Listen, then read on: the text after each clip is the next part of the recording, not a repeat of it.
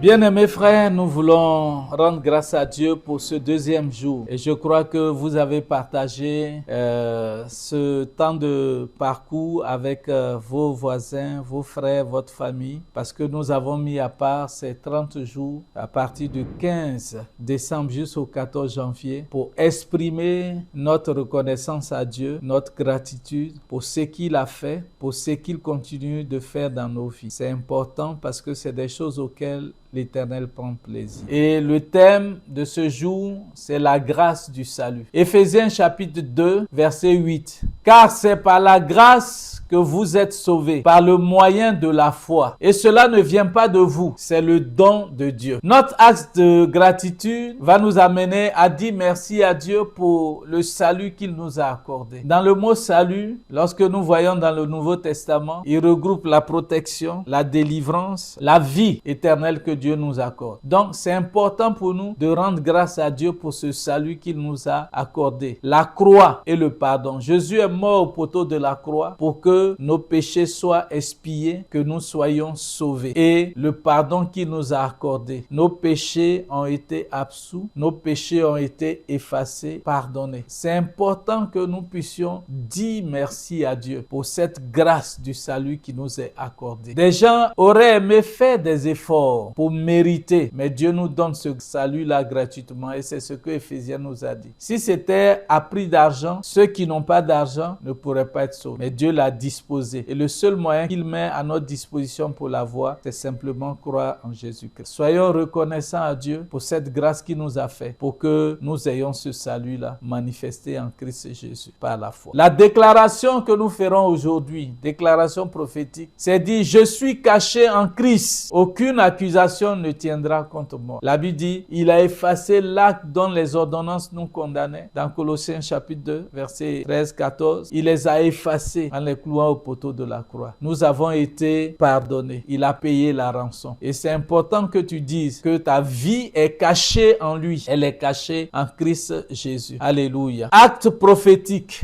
Je veux t'amener un petit exercice. Tu vas écrire aujourd'hui 3 raisons pour lesquelles Jésus est précieux pour toi. Il faut que tu arrives à énumérer ces 3 raisons pour lesquelles Jésus est précieux pour toi. Si tu arrives à le réaliser, tu seras à l'aise d'exprimer ce qu'il a fait pour toi. Tu seras à l'aise de reconnaître qu'il est avec toi dans ce parcours, dans toute ta vie. Tu seras à l'aise de le dire ouvertement, de le partager. Parce que notre objectif, c'est d'amener chacun de nous à avoir une attitude de gratitude, une attitude de reconnaissance à l'endroit de l'Éternel, qui a tout fait et qui continue de faire beaucoup pour notre vie. Tu vas passer un petit moment, après que tu aies énuméré ces 3 raisons, tu passeras un temps où tu vas lui dire merci pour ces raisons énumérées et passer un temps pour prier en langue, prier par l'Esprit. Que la grâce de Dieu soit avec toi. Merci de partager, merci d'inviter d'autres personnes, merci de le faire avec ta famille. Que Dieu nous bénisse.